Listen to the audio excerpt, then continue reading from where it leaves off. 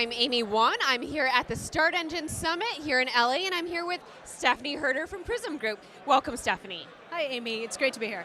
So you're an economist by training. That's right. And so I assume you know a lot about, what everyone's talking about in terms of token economics. So let's explore that for a little bit, both on the traditional security side and on the side of, actually a security token having some sort of utility purpose. So let's talk about traditional first. What should people know about token economics from that angle? So for traditional when we think about security tokens, one of the big things we like to emphasize is that you need to be really clear about the rights that the token gives you. And a great example I like to think about, for example, suppose you wanted to tokenize a piece of art, like you have fine art. Art isn't just about the financial return, right? It's about enjoying the art, and then if you owned a token, you would probably also want some input into what happens to the art. Who does it get sold to? When does it get sold? How much does it get sold for? And so just issuing a token isn't enough. You have to think about the rights and the governance and the other pieces of the platform in order for your token to be useful and valuable. Fantastic. Those are excellent points. How about on the non-security side? Yeah. So if we're thinking about utility tokens, one conflict we see a lot is that people want a token that's used as a means of exchange, but they also want it to go up in price. Right, and these two things are really at a tension. If you're thinking about a token that's just used to buy and sell things, you don't want it to fluctuate in value that much, because then people end up thinking, do I buy this product or service, or do I hold it? Or do I not want to buy your token at all because by the time I go to buy a product or service, it's worthless, right? And so when you're thinking about utility token design or any kind of token design, your token really has to have sort of one point. You can't have a token that does multiple things at once. What are you seeing now in the market, both from the issuer and the investor side, in terms of, is everyone now just tokenizing, traditional equity or debt, or are people still adding utility functions onto the security tokens? What's kind of the state of the market? So I'm seeing a lot of tokenized assets, Okay. Obviously real estate, art, and those I think are particularly interesting. I don't see a ton of projects that actually, as we know, the regulatory process takes a very long time. So I'm interested to see what innovations actually make it to market. So, you mentioned tokenized real estate, and prior to the tokenized real estate industry, there was the real estate crowdfunding industry. Yeah. And one thing that we always saw in that industry is that there's an adverse selection problem, right? A lot of the times, the people approaching you to raise money in this new way are the ones who would not otherwise be able to really raise money. How do we combat that? I think that's a great point. And if you think about, for example, the current state of utility token ICOs, at this point doing an ICO is almost a bad sign. It's sort of like, why couldn't you go out and do a standard equity round? And so I think part of this will come through diligence.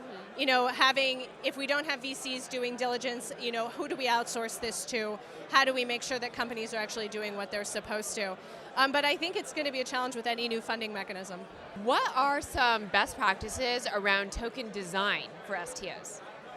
So I think, your token has to be a functioning part of your entire platform, right? So a lot of times when we talk to companies, they come to us and they say, I want token economics. And we say, that's great, but your token is going to do best if it's a functioning part of a well-developed platform overall, right? So what is the business purpose? What are the contracts you need, as you know?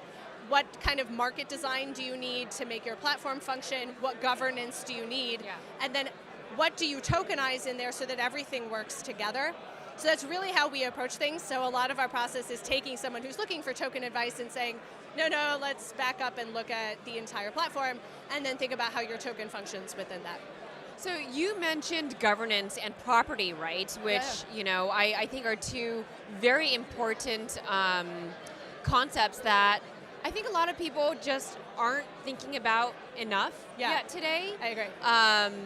Now, when it comes to those things, right, like if I am an art holder and I have a fractionalized piece of real estate or art via a token, and I want to decide what happens to that piece of art or that piece of real estate, it can become very unwieldy to figure out, you know, how I vote for the 500 fractional pieces of art I own, right? So what gives, because in regular democracy, when we want people to vote on stuff, we have a hard time getting a voter turnout, and I feel like the same thing's going to happen here for token governance.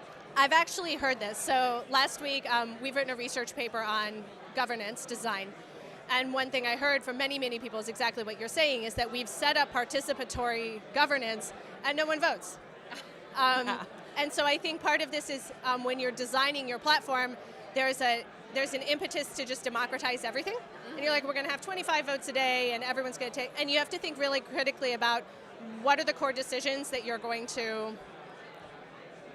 distribute.